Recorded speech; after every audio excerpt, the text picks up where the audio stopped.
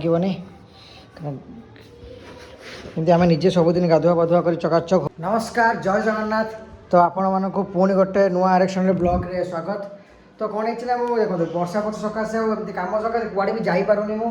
ତ last blog ଆପଣ ଦେଖିଥିଲେ ଯେଉଁ ଆମର ଗାଡ଼ିର ୱାରିଂ ପାଇଁ ଆମର ଲାଇଟ୍ କଟିଯାଇଛି, ତ ସେଇଟା ବି ଆଉ ଠିକ୍ କରିବାକୁ ମୁଁ ଯାଇନି। ତ ମୁଁ ଦେଖନ୍ତୁ ମାନେ ଗାଡ଼ି ବାହାରିବା ପାଇଁ କରିନି। ଯେଉଁ ଦିନଟା ଲାଷ୍ଟ ବ୍ଲଗ୍ ପଡ଼ିଥିଲା 2 ଦିନ ତଳେ, 2 ଦିନ ସେମିତି ଗାଡ଼ି ଏମିତି ପଡ଼ିଛି ହେଲା। ତ এই ଯେଉଁ ଆମର ଏଇଟା ଚେନ୍ ଅଏଲ୍ଟା ଇଏ କ'ଣଟା ଗୋଟେ ପଡ଼ୁଛି ଏଇଠି, ଅଏଲ୍ଟା ଦେଖିକି ଜାଣି ହେଉନି କେଉଁଠୁ ପଡ଼ୁଛି ଅଏଲ୍ଟା। ମୋତେ ଆଉ ଟୁଟିଟା ଲିକ୍ ହେଉଛି, ଇଏ କ'ଣ ହେଉଛି ଦେଖନ୍ତୁ। ଏଠି ଗୋଟେ ଜାଗା, ଏଠି ଗୋଟେ ଜାଗା ପଡ଼ିଛି ନା, ଦେଖିବା କେଉଁଠି କ'ଣ ହେଉଛି। ତ ଗାଡ଼ିଟା ଟିକେ ପୋଛାପୋଛି କରିଦେବା, ଏବେ ଟିକେ ହାଲକା ହାଲକା ପୋଛାପୋଛି କରିଦେବା। ତ ଆଜି ଯଦି କୁଆଡ଼େ ସନ୍ଧ୍ୟାବେଳେ ବାହାରିଲି ତ ଆପଣମାନଙ୍କୁ ଜଣାଇବି ମୁଁ। ତ ଆପଣମାନେ ଆକ୍ଚୁଆଲି ମୁଁ ଆଜି ବ୍ଲଗ୍ଟା ବନେଇବାର ଏହା ରିଜନ୍ ଅଛି କି, ଜଣେ ଭାଇଙ୍କର କମେଣ୍ଟ ଅଛି କି ମାନେ ଓରିଜିନାଲ୍ ସିଲିଣ୍ଡର ମୁଁ କେଉଁଠି ପାଇବି। ଓରିଜିନାଲ୍ ସିଲିଣ୍ଡର ଆପଣ ଆସନ୍ତୁ, ଆପଣଙ୍କ ଲୋକେସନ୍ କେଉଁଠି ତ ମୁଁ ଜାଣିନି। ଯେ ଆପଣ କଟକରେ ଅଛନ୍ତି ତ ଥରେ ଆସିକି ବନ ଦୁର୍ଗା ହେଉ କି ଆମର ଦୋଳମୁଣ୍ଡେଇରେ ଯେଉଁ ଅଛି, ଲୋକେସନ୍ ଦେଇଦେବି ଆପଣମାନଙ୍କୁ। ଥରେ ପଚରା ପଚରି କରନ୍ତୁ କଟକରେ ପାଇଯିବାର ମାନେ ବହୁତ 90% ଚାନ୍ସ ହେଉଛି କଟକରେ ଆପଣ ପାଇଯିବେ ହେଲା। ଆଉ ଯଦି ନ ପାଉଛନ୍ତି ତାହେଲେ ପାଇଯିବେ। ମୁଁ ଏଠି ଜାଣିଛି କଟକରେ 90% ଆପଣ ସିଲିଣ୍ଡର ଓରିଜିନାଲ୍ ସିଲିଣ୍ଡର ପାଇଯିବେ। ନହେଲେ ପୁରୁଣା ଯଦି କେଉଁ କିଏ ଆରେକ୍ସନ ଠିକ୍ କରୁଛି ଗାଡ଼ି, ଏମିତି ଆମ ବକ୍ସିରେ ଅଛି, କେଉଁଠି ଅଛି, ମାଛ ବଜାର ଅଛି, ଆପଣ ଯାଇକି ତାଙ୍କମାନଙ୍କୁ ପଚାରନ୍ତୁ। ତ ପୁରୁଣା ମାନେ ଓରିଜିନାଲ୍ ଆରେକ୍ସନର ଅଛି କି ସିଲିଣ୍ଡର କିଟ୍ ଅଛି କି ପଚାରନ୍ତୁ, ତ ସେମାନେ କରେଇଦେବେ। ଆପଣ କଟକରେ ପାଇଯିବେ, ମୁଁ ଯେତିକି ଜାଣିଛି ନା। ତ ତେବେ ମୁଁ ଆଜି ଆଉ ଥରେ ଦୋକାନ ବୁଝିବା, ଦୋକାନ ପଠେଇଲେ କେଉଁ ଦୋକାନରେ ଅଛି ଯାଇକି ଦୋକାନ ଗୋଟେ ଭିଡ଼ିଓ ବନେଇ ଆପଣ ଦେଇଦେବି ଯଦି ପାଇଲି ତ ଆପଣଙ୍କୁ। କିନ୍ତୁ କଟକରେ ପାଇବାର 90% ଚାନ୍ସ ରହୁଛି। ତ ଯାହାହେଲେ ବି ସକାଳୁ ଉଠିଲା ମାନେ ଗାଡ଼ିରେ ନ ପୋଛାପୋଛି କଲେ ନା ଭଲ ଲାଗିବନି।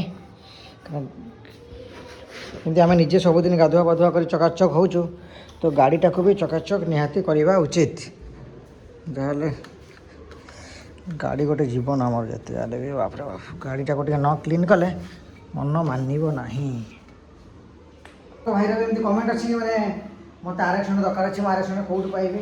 ତ ଆପଣ OLX ଚେକ୍ କରନ୍ତୁ, OLX ଚେକ୍ କରିକି ଯାଇକିନା ଭିଜିଟ୍ କରନ୍ତୁ, ଦେଖନ୍ତୁ ଗାଡ଼ି ତ କେମିତି କ'ଣ ଗାଡ଼ି କିଣିବେ, କ'ଣ ଚେକ୍ କରିବେ। ମୁଁ ଭିଡ଼ିଓରେ ମାନେ ବ୍ଲଗ୍ରେ ଅଛି, ଆପଣ ମୋ ଆଇଡ଼ି ଚେକ୍ କରିବେ କେମିତି ଆରେକ୍ସନ କିଣିବା କଥା। ତ ଚେକ୍ କରି ଗାଡ଼ି କିଣନ୍ତୁ, ତ ଗାଡ଼ି କିଛି ନାହିଁ। OLX ବି ବହୁତ ଗାଡ଼ି ଆଡ଼୍ ଦେଉଛନ୍ତି, ବାସ୍ ନିଜେ ଚେକ୍ କରି କିଣିବେ। କ'ଣ ଚେକ୍ କରିବେ ସେଟା ମୁଁ ବ୍ଲଗ୍ରେ କହିଛି ଅଲରେଡ଼ି, ସେଟା ଦେଖିନେବେ। ତାପରେ ଯାଇକିନା ଗାଡ଼ି କିଣିବାକୁ ଯିବେ। କାରଣ ଜାଣିଛନ୍ତି ଆରେକ୍ସନ ନେଇକିନା କେଉଁ ଭଳିଆ ସ୍କାମ୍ ହେଉଛି କ'ଣ ସବୁ ଡିଟେଲ୍ ମୁଁ ଆପଣଙ୍କୁ ଆଗରୁ କହିଛି।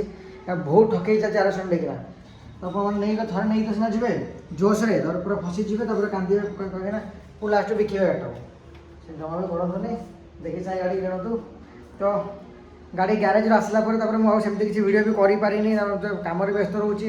ପୁଣି ସନ୍ଧ୍ୟାବେଳେ ବର୍ଷା ହେଇଯାଉଛି, ଦିନକୁ ଯେଉଁ ଖରା ମାନେ କୁଆଡ଼େ ଇଚ୍ଛା ବି ହେଉନି ଯିବା ପାଇଁ ଘରୁ। ତ ବାହାର କରିବା, ଆମେ ପରେ ବାହାରିବା, ଦେଖିବା ମାନେ ଗାଡ଼ି ଇଞ୍ଜିନ୍ କାମ ହେଲା ପରେ ମାଇଲେଜ୍ କେମିତି ଆସୁଛି, ଅବିକା 3 ଜଣ ରାଇଡ଼୍ କେମିତି ହେଉଛି ନ ହେଉଛି, ସବୁ ଡିଟେଲ୍ ଗୋଟେ ସବୁ ଦେଖିବା ପରେ ଆଉ ଆମେ ବାହାରିବା ପରେ ଦେଖିବା। ତ ବାହାରକୁ ଗଲା ପରେ ବଢ଼ିଆ ବଢ଼ିଆ ସବୁ ବ୍ଲଗ୍ ଆଣିବି। ଆପଣମାନେ ଆକ୍ଚୁଆଲି କ'ଣ ବ୍ଲଗ୍ ଦେଖିବାକୁ ଚାହୁଁଛନ୍ତି, ଜାଣିବାକୁ ଚାହୁଁଛନ୍ତି, ତ କମେଣ୍ଟ କଲେ ମୁଁ ସେଇ ହିସାବରେ ଭିଡ଼ିଓ ଆପଣମାନେ ବନେଇଦେବି। ତ କମେଣ୍ଟ ବି ସେମିତି କିଛି ଆସୁନି, ତ ବନେଇ ମୁଁ ପାରୁନି। ତ ଟିକେ ଜଲ୍ଦି ମୋତେ କମେଣ୍ଟ ଜଣାନ୍ତୁ କ'ଣ ଆପଣମାନେ ଜାଣିବାକୁ ଚାହୁଁଛନ୍ତି। ଆଉ 2 ଷ୍ଟ୍ରୋକ୍ ବାଇକ୍ ତ ମୁଁ ବହୁତ ସାରା ଖୋଜାଖୋଜି ଚଲେଇଛି, ତ ବହୁତ ଭଲ 2 ଷ୍ଟ୍ରୋକ୍ ବାଇକ୍ ଆଣିବାର ମୋର ଇଚ୍ଛା ବି ଅଛି। ଆଉ ପାଇଲେ ତ ନିଶ୍ଚିତ ଭାବରେ ଏଇଠି ଦେଖୁଛନ୍ତି, ଆପରେ ଗୋଟେ ରହିବ ନା ଆମର ସେପଟେ ଘର ରହିବ, ତ ଆପଣ ଦେଖେଇବି। ତ ଏଇ ଭିଡ଼ିଓ ଆମେ ଏଇଠି ଏଣ୍ଡ କରିବା। ଟିକେ ଆଉ ଟିକେ ହାଲକା ଫାଲକା ପୋଛାପୋଛି କରିଦେବି ଗାଡ଼ିଟାକୁ। ପୁଣି ଦେଖା ହେବ ନୂଆ ବ୍ଲଗ୍ରେ। ନମସ୍କାର, ଜୟ ଜଗନ୍ନାଥ।